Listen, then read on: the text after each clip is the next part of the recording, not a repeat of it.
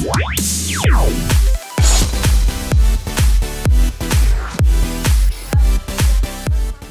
perhatiin deh, warga plus 62 itu seneng banget bikin tim-timan. Masalahnya, kalau nggak satu tim, bisa bikin jagat sosial media Indonesia gonjang-ganjing. Misalnya nih, ada tim bubur diaduk, lawan bubur nggak diaduk. Sampai ada tim makan enak, lawan tim makan sehat. Duh, kalau bisa dua-duanya, kenapa enggak ya guys? Enak, tapi juga sehat. Nih, Kak Nadia mau kasih tips biar jadi tim makan enak tapi sehat. Woilah Kak, gimana cara menghempas lemak-lemak bandel di tubuh? Kata siapa memulai vegan itu susah banget. Nih Nadia kasih tahu makanan-makanan yang spesial untuk para vegan. Nggak harus sayur melulu, ada pizza, ada spaghetti, dan masih banyak lagi. Masih penasaran? Yuk ikutin Nadia. Wah, gaya hidup ala vegan. Serius enak nih Kak. Beuh, kalau makanannya kayak gini, siapa yang bisa nolak ya guys? Aroma dagingnya, kejunya, bener-bener deh bikin perut berontak. Tapi guys, namanya gaya hidup vegan, so pasti pizza enak ini tidak mengandung unsur hewani sama sekali loh. Termasuk turunannya, seperti susu, keju, dan telur. Di iVegan, kamu bisa nikmati menu vegan dengan rasa yang enak. Ada smoke pizza, mushroom pizza, fettuccine cream soy cheese, dan omelet rice. Semua menu di sini dijamin endolita abis guys. Dan juga nggak bikin feeling guilty abis makannya. Yuk langsung aja, kita buktikan apakah makanan-makanan ini benar-benar for the real vegan. Check it out guys. Untuk membuat smoked beef dan mushroom pizza, kalian butuh saus tomat, bawang bombay, nanas, paprika hijau, dan gluten asap. Oh iya, tahu nggak sih, gluten asap merupakan pati terigu yang sudah mengalami proses pengolahan dan diasap. Ada juga jamur champignon, olahan kedelai yang mirip daging cincang, saus pesto dari campuran soya cheese, basil, dan kacang mede. Terakhir, baru deh adonan pizzanya. Nggak pakai lama, langsung eksekusi. Lumuri saus tomat di adonan dasar sampai rata. Lalu lapisi dengan soy cheese, tata nanas, lalu topping pizza. Beri gluten daging asap, olahan kedelai daging cincang, dan terakhir, taburi bawang bombay. Setelah itu, siap di oven dengan suhu 276 derajat selama 7 menit. Lanjut guys, pizza kedua, mushroom pizza. Siapkan bahan dasar roti pizzanya, lalu lumuri dengan pesto sauce. Setelah merata, beri topping jamur champignon dan topping gluten smoke. Taburi olahan kedelai yang mirip daging cincang, dan terakhir beri soy cheese. Guys, for your info nih, soy cheese atau pengganti keju mempunyai manfaat yang cukup baik untuk tubuh. Keju vegan tidak mengandung kolesterol dan lemak jenuh, lebih sedikit daripada susu keju, dan keju vegan memiliki riboflavin dan vitamin B12 yang lebih tinggi, berfungsi untuk mengatur pembentukan DNA dan kesehatan jaringan saraf tubuh. Lanjut guys, yang berikutnya, omelet vegan. Nah, yang menarik karena yang namanya omelet pasti pakai telur, tapi di sini memakai tepung kacang chickpea. Nah, bahan-bahannya ada bawang bombay, daun bawang. Pertama, masukkan tepung chickpea ke dalam wadah. Masukkan daun bawang, bawang bombay, masukkan air, dan aduk adonan sampai rata. Setelah diaduk, panaskan wajan dan goreng seperti kita menggoreng omelet. Sudah matang, waktunya disajikan. Sajikan dengan nasi hangat dan jamur crispy. Nah, masak omelet tadi kan pakai kacang chickpea nih. Kalian tahu nggak sih apa itu kacang chickpea? Jadi guys, kacang chickpea merupakan kacang dari Mediterania, dikenal dengan sebutan kacang garbanzo. Bentuknya bulat dengan kedua ujung runcing dan berwarna krem atau kuning keruh. Kacang ini mengandung serat larut dan tidak larut di dalamnya. Serat larut bermanfaat untuk membantu mengontrol kesehatan empedu, dan serat tidak larut mampu meningkatkan kesehatan dan kebersihan pencernaan. Nah, kali ini Kak Nadia penasaran nih, mau mencoba hidup sehat, memulai makanan yang sehat dan bergizi. Penasaran? Yuk kita tanya ahlinya, sama Mas Yogen langsung guys. Nah guys, ini dia nih yang tadi Nadia bilang kalau misalnya vegan itu bukan berarti sayuran doang. Nah sekarang Nadia akan ngobrol bareng Kak Yogen. Halo Kak, kakak ini sebagai ownernya di sini ya guys ya. So sekarang Nadia pengen tanya nih buat teman-teman semua nih Kak. Yep. Sama kayak Nadia sih. Gimana sih tahap awal untuk menjadi vegan ini? Sebenarnya kalau kita udah tahu fakta-faktanya yang mendasari kenapa kita harus vegan, Iya. di situ dorongannya makin kuat. sebenarnya vegan itu nggak cuma makan sayur, ya kan? Vegan itu juga nggak cuma makan rumput kalau kata teman-teman. Dulu waktu saya awal vegan, lu makan apa? Lu makan rumput gitu. Enggak. Jadi banyak hal terutama di Indonesia itu surganya vegan, bisa dibilang gitu, karena contohnya ketoprak, gado-gado itu vegan. Vegan semua ya Kan? ternyata Ya paling gado-gado jangan pakai terasi lah, kayak gitu kan. Lalu Jangan pakai telur dadar juga. ya kayak gitu. Nah, lalu sayur-sayuran rata-rata kan di rumah tuh ada sayuran hijau, ya kan. Paling tahu tempe. Wah, keren.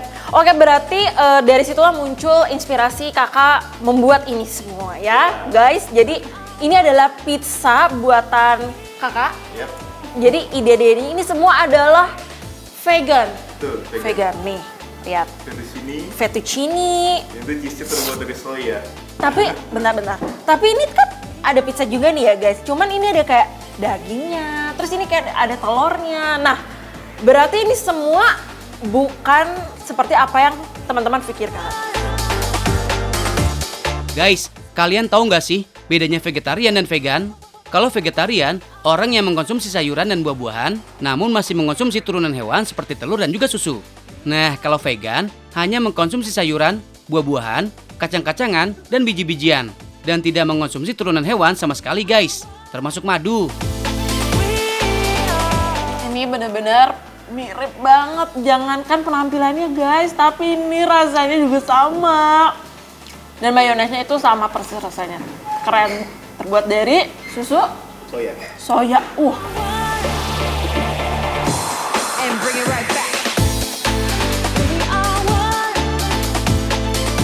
Nah guys, buat kalian yang ingin hidup sehat, jangan lupa memulainya itu dengan niat dan juga pengetahuan yang cukup. Nah, cobain juga pizza vegannya Mas Yogen dong. Tonton terus, tahu nggak sih? Makin tahu makin banyak ilmu. Bye-bye.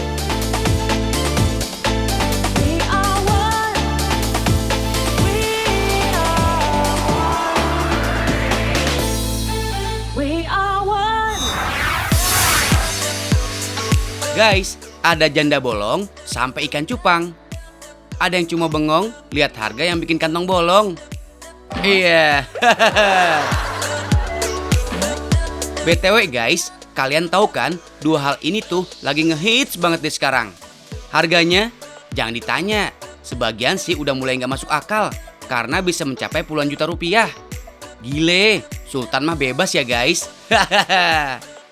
Tapi baik-baik dengan yang namanya monkey business guys. What? Maksudnya berbisnis dengan monyet? Tenang, bukan itu kok. Tahu nggak sih? Itu loh guys, fenomena di mana sesuatu yang tadinya dianggap gak berharga, tiba-tiba harganya jadi melejit. Apalagi kalau bukan untuk menguntungkan salah satu pihak dan merugikan pihak lain.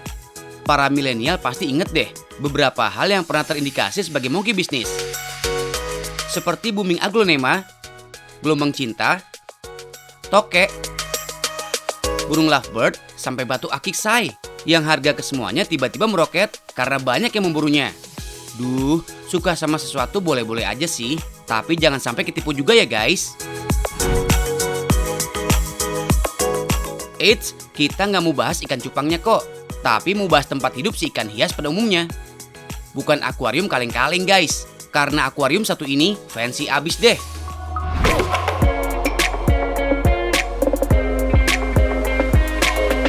This is it, akuarium pipa paralon bekas. Look at this, unik abis kan? Pipa paralon yang dipakai berdiameter 6 cm dan 10 cm ya. Dan tentunya sudah dipotong terlebih dulu. Jangan lupa pelengkapnya, ada pasir pantai, batu hias warna-warni, hiasan rumah, dan pohon aquascape. Wuih, mulai dirakit. Pertama, potong bagian atas paralon. Ukur dan pola menggunakan pensil, baru deh gergajinya digoyang bang. Hati-hati guys, kalau salah potong, pipa paralonnya bisa rusak. Masa belum bisnis dah rugi? Iya enggak? Amplas sampai halus. Amplas semua bagian sampai sisi-sisinya nggak terlalu tajam. Baru deh hias bagian dalam paralon dengan hiasan stik es dan taburan pasir. Biar lengket kayak perangko, pasir dan rumahnya kita kasih lem kaca ya. Lem bagian pasirnya agak ditekan sedikit biar menyebar ke semua pasirnya. Next, tinggal hias dengan batu warna-warni dan hiasan pohon. Baru deh ke step selanjutnya yang butuh imajinasi tingkat tinggi. Wah, nggak kerasa udah kece aja nih. Tuh lihat, ada pohon kelapa, rumah kayu, lengkap dengan pasir pantainya juga. Buh, mantul abis. Oh iya, bagian dalam paralonnya kita cat biru muda ya, biar makin terasa suasana pinggir pantainya. Buh, berasa pinggir pantai kan? Hahaha.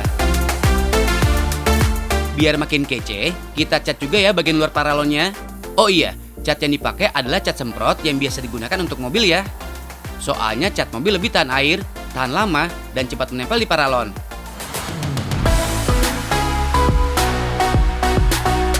Wah, akuarium ininya unyu-unyu bet dah. Bener-bener unik ini sih. Akuarium kotak atau persegi? Duh, itu sih old school banget. Yang ini bentuknya bulat kayak kamu. Ups, kayak ban mobil maksudnya. Iya. Uniknya lagi guys, kalau malam hari, akuarium paralon ini juga berfungsi sebagai lampu tidur.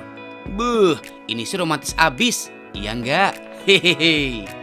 Ukurannya yang imut dan portable, bikin kamu gampang mindah-mindahinya. Soal harganya, don't worry, be happy guys. Cuma 200-300 ribu rupiah, kalian bisa mendapatkan akuarium unyu portable ini. Yang mau pesan, silahkan bisa cek ke TKP di Desa Sukosenang, Banyuresmi, Garut ya. Kui viralin, sekalian jangan kalah sama si cupangnya. Hahaha.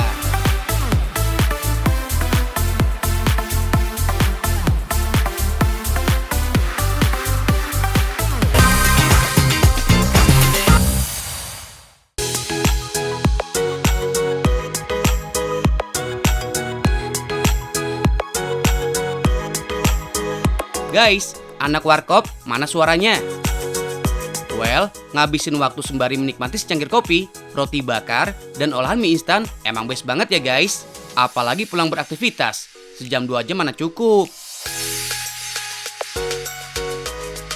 Talking about warkop alias warung kopi, emang gak ada matinya. Konsep warung yang menyajikan berbagai olahan sederhana ini cukup populer di kalangan netizen, baik di kota besar hingga pedesaan.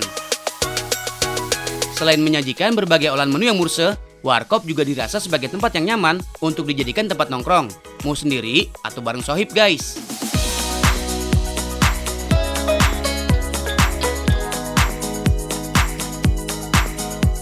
Secara menu yang disajikan hampir sama, tempat yang satu ini menawarkan sejumlah minuman dan kudapan ringan yang biasa kalian temukan di warkop pada umumnya. Tapi secara konsep tempat, widih, dijamin super duper cozy guys. Tahu nggak sih, sejak berabad-abad lalu, kedai kopi atau warung kopi sudah ada di Indonesia.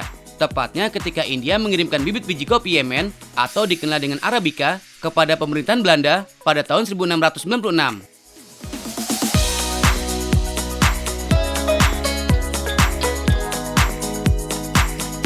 Nah, salah satu warung kopi pertama yang ada di Jakarta terletak di kawasan Hayam Wuruk guys. Warung kopi ini sebelumnya bernama Taek Sun Ho yang didirikan pada tahun 1878. Okidoki guys, lanjut yuk kita intip menu selengkapnya. Untuk menunya terdapat beberapa kudapan guys. Rasanya dijamin endes-rendes. Olahan menu pertama yang wajib bingit kalian coba guys adalah roti. Ada 2 jenis roti yang recommended abis. Porsinya no kaleng-kaleng, gedong say. Pertama, ada roti gempal alpukat. Proses penyajian dimulai dari pan roti sampai kecoklatan.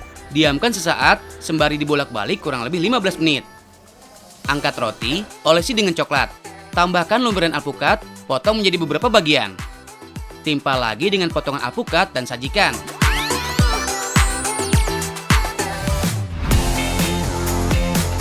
Next, roti gandum. Untuk yang satu ini, merupakan olahan roti dengan tambahan selai srikaya. Belah roti, olesi dengan mentega. Pan sesaat, taburi selai srikaya.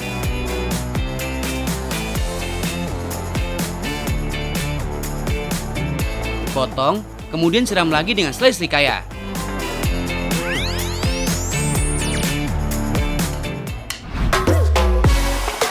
Untuk tambahan, ada roti coklat keju guys.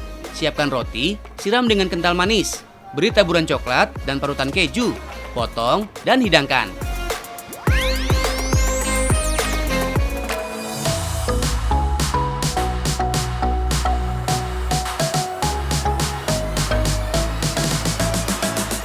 Selain menu tadi, ada juga guys, menu lain yang bisa menggoyang lidah kalian.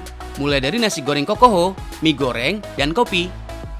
Lokasi ini buka setiap hari, mulai pukul 7 pagi sampai dengan jam 10 malam. Have a nice day guys!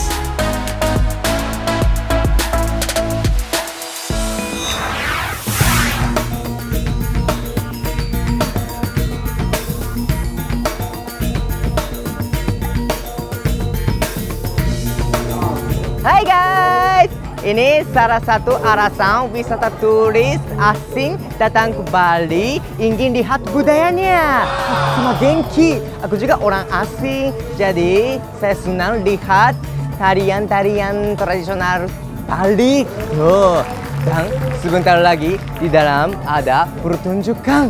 Wah, pasti keren, pasti seru. Yuk. Guys, tujuan Genki kali ini adalah menonton pertunjukan tarian Bali. Kebetulan di beberapa pura pas lagi banyak upacara. Biasanya ada selingan hiburan berupa pertunjukan. Kalau dilihat, ini seperti pentas drama, di mana tokohnya menggunakan topeng dan mengandalkan akting.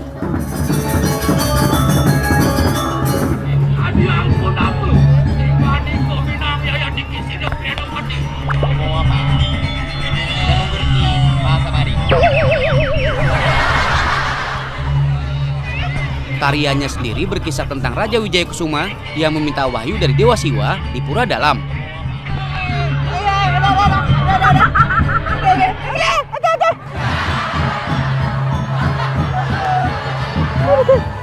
Guys, namanya tari topeng, tentu nggak bisa dimainkan tanpa topeng.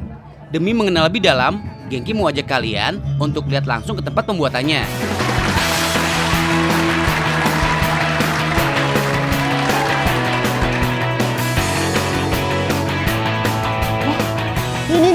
Ini rumah teman saya, namanya Pak Anom.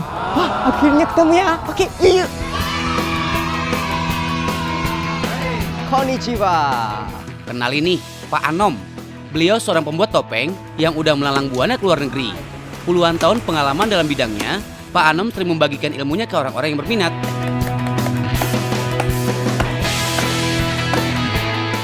Genki juga mau belajar bikin topeng guys. Tapi nggak segampang itu loh. Oke, Anom-san. Ya. Gimana pertama aku ngapain? Prosesnya. Proses, ya. Oke. Ini dipotong dulu. Potong dulu. Ya, size-nya supaya size-nya. lebih Oh, lebih. gitu. Oke. Oke. Tusuk. Nah, Oke. ini. Ya. Wah. Jangan miring ya. Ya. Lurus ya. Lurus.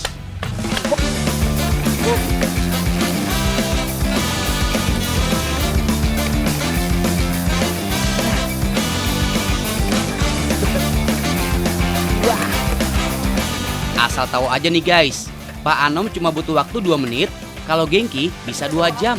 Itu pun hasilnya nggak jelas. Oke teman-teman, episode kali ini potong saja. Aneh banget, susah. Keras. Memang kalau orang yang baru pertama kali kayak Genki, pasti susah banget guys. Walaupun jenis kayunya yang paling lunak, tapi memotongnya butuh tenaga agar hasilnya bisa presisi.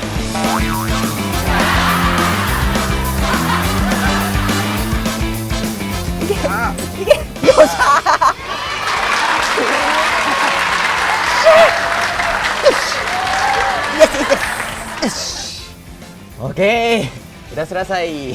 Tapi ini untuk kore belum ya? Belum. Potong saja. Belum. Sekarang pakai kapak. Kapa. Heeh. Kapa itu apa? Kapak ya mesti Jepang. Kapak. X ini pakai ini. Oh, ono. Kalau bahasa Jepang ono. Ono. Ono.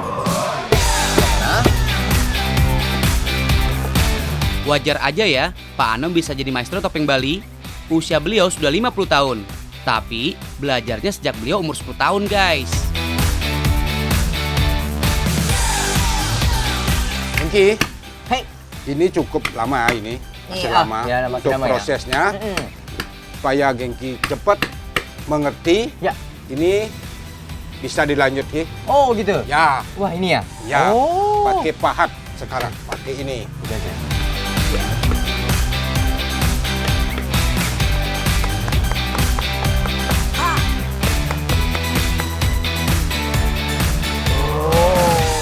Kayaknya Genki udah mulai nyerah nih. Memahat ternyata nggak semudah itu guys. Otak dan tangan harus kompak demi membentuk pola yang diinginkan.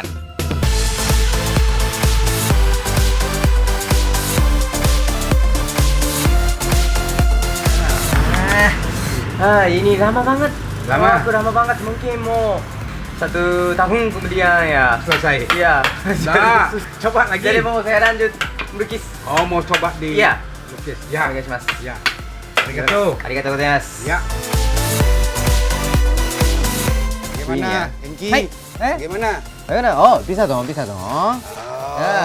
Iya, Bisa? aku kasih warna biru. Jadi Yang seperti mana? ini. Kasih warna biru seperti Doraemon. Oh, tidak bisa. Lucu deh. Tidak bisa. Kenapa? Kalau kasih warna biru, nanti waktu ini topeng untuk menari. Iya. Kalau dikasih warna biru, Oh. karakternya susah nanti. Bisa menari Doraemon. Iya, beda. Beda. Beda? Beda itu. Gak boleh? Tidak boleh. Boleh kah? Karena ada pakemnya. Oh gitu? Ada tradisinya, Ah, warnanya soka. begini. Ya. Tradisi. Ya. Warna yang digunakan adalah warna merah manggis, sesuai dengan pakem karakter topengnya sendiri. Yang dibuat Genki ini hanya satu dari belasan jenis topeng ya guys. Biasanya dibagi sesuai dengan karakter.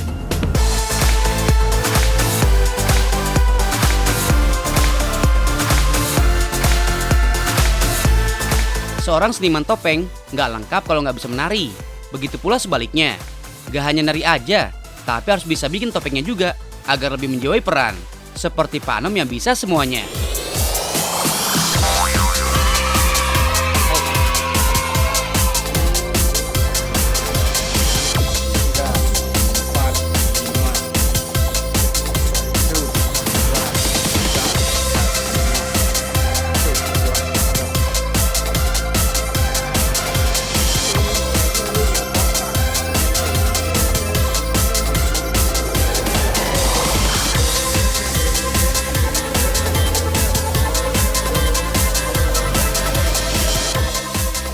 Susah kan Genki? Normalnya butuh waktu 20 tahun untuk bisa menguasai gerakan tari topeng. Karena tarian ini dikenal yang paling sulit. Selain harus bisa menari, dituntut juga untuk bisa bernyanyi.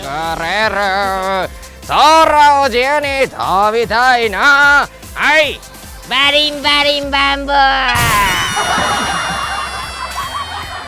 はい、ということで今聴いていただきましたドラえもんの歌なんですけども、ドラえもんとはなんか猫型ロボットと言われておりまして、見た目はタヌキみたいな感じなんですけども、青い色をしてましてですね、ポケットの中がいろんな道具を出してのび太くんを助けるというお話でございます。皆さんこれからどうぞ楽しんでください。それではどうぞ。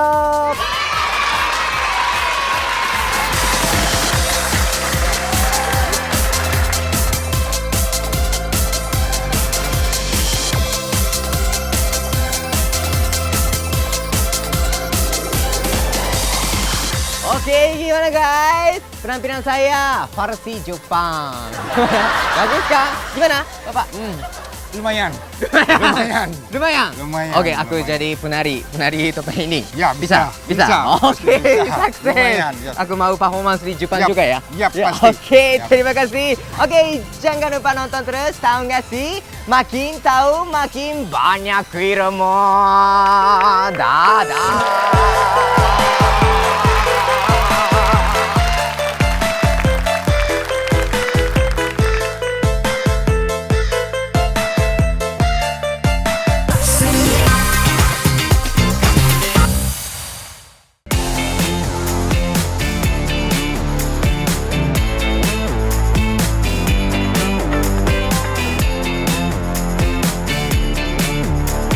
Puding pantai?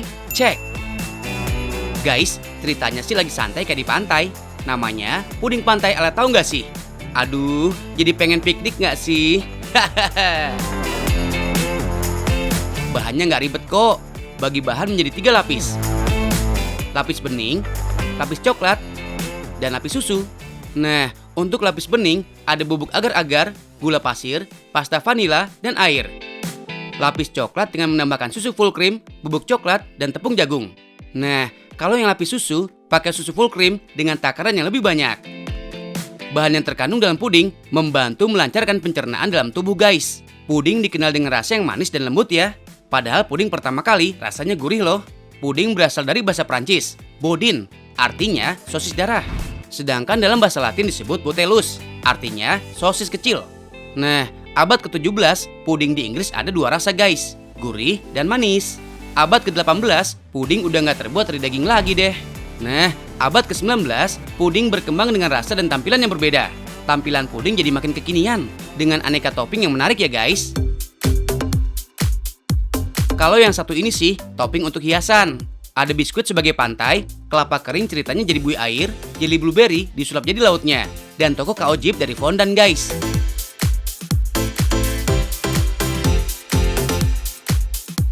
Cus, cobain bikin puding pantainya.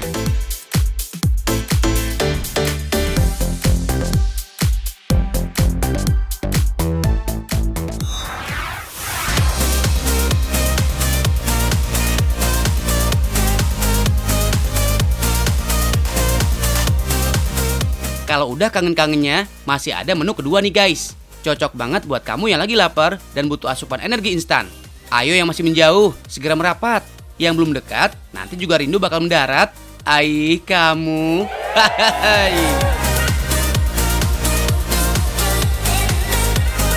Paling pas memang kalau datang ke suatu daerah, yang pertama kita coba adalah kulinernya. Betul apa betul? Mumpung lagi di Purbalingga, Jawa Tengah nih guys, ada kuliner unik yang rasanya bikin pecah.